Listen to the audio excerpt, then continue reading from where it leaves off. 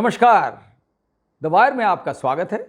मैं हूं शरद प्रधान और आज हम बात करेंगे कि किस तरीके से भारतीय जनता पार्टी और आरएसएस आमने सामने आ गए हैं।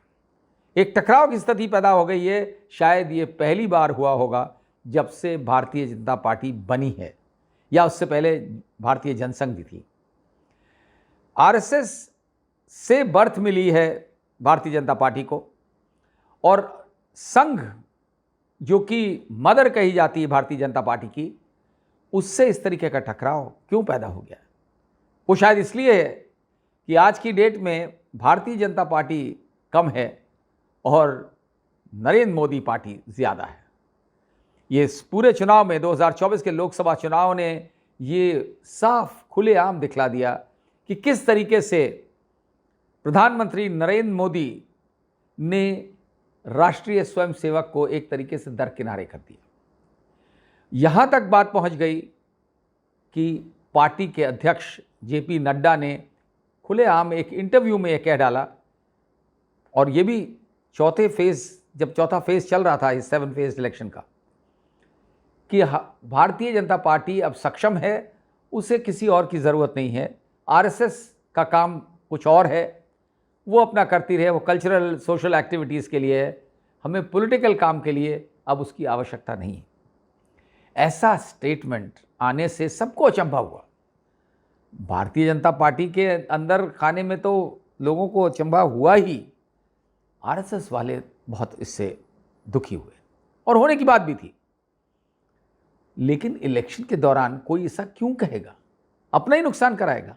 ये सबने देखा है किस तरीके से आरएसएस के वॉलंटियर्स बैकफुट पे चले गए, कई जगह निकले नहीं। जिस तरह से वो एक्टिवली रहते थे लोगों को वोट डलवाने के लिए घर घर जाके, वो सब बहुत कम हो गया। जाहिर है कि नाराज़गी तो होगी। वो आरएसएस जिसने बढ़ चढ़ करके बीजेपी को वहाँ तक पहुँचाया जहाँ बीजेपी है आज, उसे ये कहा जाए कि उसकी अब ज़रूरत नहीं है तो कैसे सोचेगा, क्या सोचेगा? लेकिन मोदी जी तो मोदी जी हैं।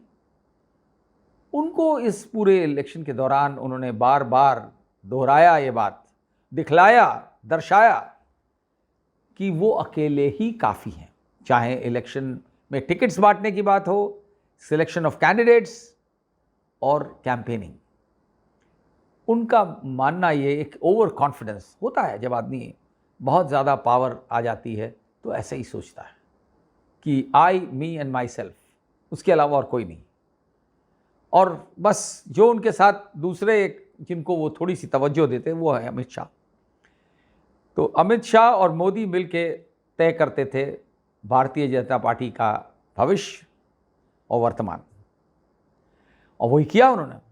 और देख लिया आपने कि वर्तमान को उन्होंने कहाँ पहुँचा दिया, तो भविष्य कहाँ से उज्जवल हो सकता है। आज की स्थिति ऐसी हो गई है कि एक तरीके का कॉन्फ्रंटेशन शुरू हो गया, जो बहुत ही सरप्राइजिंग है और पहली बार ऐसा हो रहा है।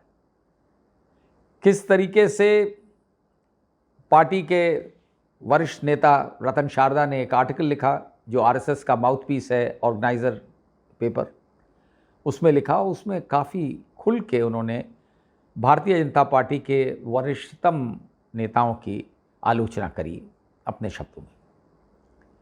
उसके बाद ये सिलसिला चल ही रहा था कि मोहन भागवत भी बोल पड़े कि अहंकार अच्छी बात नहीं है। और ये अहंकार की जब भी बात होती है आरएसएस द्वारा की गई या किसी और द्वारा, तो जाहिर है किसको रेफर किया जाता है, सबको मालूम है, नरेंद्र मोदी। क्योंकि अहंकार उनके नस नस में दिखता है। पूरे इलेक्शन के दौरान भी दिखा और बाद में भी दिख रहा है। जबकि घट करके भारतीय जनता पार्टी की सीटें इतनी कम हो गई, 240 में निपट गए, तो उससे भी सबक लगता है नहीं सीखा। और यही वजह है कि आरएसएस वाले खुल के बोल लगे। मोहन भागवत ने इस बात की भी आलोचना करी कि मणिपुर जलता रहा और सरकार ने कुछ नहीं किया। प्रधानमंत्री नरेंद्र मोदी ने ना तो गए, ना 2 लफ्ज़ उसके बारे में कहे। तो ये बातें पहले नहीं हो रही थी। हालांकि ये सवाल उठता है कि भाई आरएसएस वाले या मोहन भागवत क्या कर रहे थे उस समय जब मणिपुर जल रहा था? तब वो क्यों नहीं बोले ऐसे? वो कह सकते थे कि प्रधानमंत्री को जाना चाहिए। अब आवाज़ें तब उठती हैं जब आदमी कमज़ोर हो जाता है, और वो मजबूत नरेंद्र मोदी अब जब मजबूर नरेंद्र मोदी हो गए हैं, उनको बैसाखियों की ज़रूरत है, पावर में रहने के लिए एलाइज की ज़रूरत है। आज एनडीए की सरकार है, आज नरेंद्र मोदी की सरकार नहीं है। कल क्या हो जाए, किसकी पार्टी तोड़ें, क्या करें, जोड़ तोड़ करके अपनी बना लें, वो अलग बात है। लेकिन फिलहाल ऐसी स्थिति, और यही वजह है कि आरएसएस के अंदर से आवाज़ें उठ रही हैं। कई नेता ये बोल चुके हैं, खुल के बोल चुके हैं, लिख चुके हैं, और ये स्थिति लगता नहीं है कि आसानी से काबू में आएगी, क्योंकि दूसरी तरफ से किसी प्रकार का पश्चाताप नहीं दिखता है। चाहे प्रधानमंत्री नरेंद्र मोदी हों या अमित शाह हों, किसी की तरफ से ये नहीं दिखता है कि उनको इस बात का, उनका जो गुरूर है, जो अहंकार है कि सब कुछ उनका किया धरा है, ये आरएसएस का कोई रोल नहीं है और ना उन्हें उसकी आवश्यकता है। अभी भी अगर ऐसा सोच रहे हैं तो भविष्य तो फिर तो खतरे में पड़ेगा ही, क्योंकि आरएसएस ये तो चाहेगी कि उनकी पार्टी यानी भारतीय जनता पार्टी, जो उनके पॉलिटिकल जो पार्टी, जो आरएसएस का एक पॉलिटिकल वो है, मजबूत एक होल्ड है, वो नहीं ख़त्म होना चाहिए। वो चाहेंगे नहीं कि भारतीय जनता पार्टी की सरकार गिर जाए, लेकिन वो ये ज़रूर चाहेंगे कि उस कुर्सी पे नरेंद्र मोदी के बजाय कोई और बैठे, शायद यही वजह होगी। क्योंकि इतनी मुश्किल से वो आरएसएस ने इतने एफर्ट करे हैं, तब वो भारतीय जनता पार्टी ज़ीरो से फर्श से अर्श तक पहुंची है, और उसके बाद वो नहीं चाहेंगे कि उनके हाथों से ही इसका अंत कर दिया जाए। ऐसा नहीं होगा। तो ये खींचातानी चलेगी, ये आपस के तनाव भी चलेगा, लेकिन ये प्रयास ज़रूर रहेगा आरएसएस का कि उनको अपनी अहमियत फिर से मिले जो किसी ज़माने में थी। मोहन भागवत ये अब नहीं चाहेंगे कि प्राण प्रतिष्ठा हो अयोध्या में और उन्हें दरकिनारे कर दिया जाए। वो कैमरे फ्रेम तक में भी ना दिखें, या दिखें तो कुछ सेकंड के लिए दिखें, कोई उनका रोल ना रहे, वो सिर्फ एक दर्शक के रूप में रहें। अयोध्या की जो प्राण प्रतिष्ठा हुई राम मंदिर की, तो बड़े बड़े सेलिब्रिटीज़ बुलाए गए, बड़े बड़े उद्योगपति बुलाए गए जो बड़े करीब हैं नरेंद्र मोदी के, लेकिन अयोध्या के पंडित या आरएसएस के बड़े लीडर्स को वो स्थान नहीं दिया गया जो कि उन सेलिब्रिटीज़ को या उद्योगपतियों को मिला। वो वैसे ही जैसे दर्शकों की तरह बैठा दिए गए। ये सारी चीज़ें ये बॉयल करके इस स्टेज तक लाई हैं, और इलेक्शन के दौरान जब ये कह दिया गया कि आरएसएस की कोई ज़रूरत ही नहीं है अब, क्योंकि बीजेपी सक्षम है, तो जाहिर है कि बात तो बुरी लगी होगी। अब आज की डेट में जिस तरीके का तनाव पैदा हो गया है और खुलेआम आ गया, ये पब्लिक डोमेन में आ गया है, क्या होगा इसमें? डैमेज कंट्रोल क्या हो सकता है? क्या आपको लगता है कि मोहन भागवत इतना कुछ कहने के बाद, जो उन्होंने बिना नरेंद्र मोदी का नाम लिए नरेंद्र मोदी के खिलाफ जितना बातें बोली और जो सच हैं, या वो बातें सब सच हैं, क्या उसमें वापस जा सकते हैं? नरेंद्र मोदी उनको पैसिफाई करने के लिए क्या नागपुर तक आरएसएस हेडक्वार्टर में जाएंगे? Narendra Modi as prime minister Nagpur गए और कभी भी आरएसएस हेडक्वार्टर में, लेकिन उन्होंने जाकर के ये अपनी आस्था नहीं दिखाई। उन्हें लगता था कि उनके से बड़ा कौन है। इससे पहले अटल बिहारी वाजपेयी थे, वो उनका एक रेगुलर प्रैक्टिस थी, इवन एज प्राइम मिनिस्टर, एक डायलॉग बनाए रखते थे, बुलाते थे आरएसएस के टॉप लीडर्स आते थे, उनके साथ मीटिंग करते थे, एक समन्वय चलता था। इसी तरीके का उससे पहले भी रहा, और चाहे लाल कृष्ण आडवाणी हो, वो तो बहुत डीप इनटू थिक थे आरएसएस के साथ। वाजपेयी जी ने बाकायदा बैलेंस मेंटेन किया लेकिन नरेंद्र मोदी के आते ही भारतीय जनता पार्टी ही बदल गई। अब लोगों का ये मानना हो गया कि अब वो भारतीय जनता पार्टी नहीं, वो तो मोदी पार्टी है, क्योंकि सब कुछ मोदी के नाम पे होता है। पूरा इलेक्शन उनके नाम पे, टिकट ऐसे ऐसे लोगों को दिए जाते हैं जिनको कोई नहीं जानता। तो मोदी जी को ये था कि भाई मेरे नाम पे खड़े होगे, मेरे नाम पे जीतोगे, लेकिन दुर्भाग्यवश, उनके लिए दुर्भाग्यवश हार गए।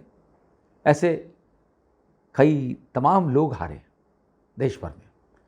उत्तर प्रदेश में ही इतनी बड़ी कमी, इतनी बड़ी तादाद में हार हुई जो सोच नहीं सकती थी भारतीय जनता पार्टी। सारे पोलस्टर्स पिले हुए थे, बड़े बड़े पोलस्टर्स जो हैं, वो तो खैर और वजह भी होती है उनकी इस तरीके का वो देने की, दिखाने की, दर्शाने की कि भारतीय जनता पार्टी तो फिर से स्वीप कर रही है उत्तर प्रदेश, और फिर से 2014 में जिस तरह से 72 सीटें मिली थी वहीं के आसपास जाके टिकेगी। गिरे उसके ऑलमोस्ट आधे पे, 37 पे, 80 में से कुल 37 सीटें मिली उत्तर प्रदेश में। और यही वजह है कि नरेंद्र मोदी जिस तरीके का बहुमत सोच रहे थे उससे मीलों कोसों दूर हो गए वो। लेकिन फिर भी वैसे ही नाक चढ़ी हुई है, गर्दन स्टिफ है, और कोई किसी तरीके का पछतावा नहीं दिखता है कि उन्होंने आरएसएस को इस तरह ट्रीट किया, या उनकी वजह से आरएसएस को इस तरीके का ट्रीटमेंट मिला, उसकी वजह से कोई पछतावा हो। बात काफ़ी बढ़ चुकी है, खुल के पब्लिक डोमेन में आ चुकी है, लेकिन कहाँ तक ये जाएगी ये सोचने का विषय है। किसी भी स्टेज में अगर ऐसा लगता है कि प्रधानमंत्री उनसे क्षमा याचना मांगेंगे तो ये तो नामुमकिन सी बात लगती है। अपने तरीके से वो कुछ पैसिफाई करने का प्रयास करेंगे, वो भी सामने आ जाएगा, लेकिन आसानी नहीं से ये होने वाला नहीं लगता है।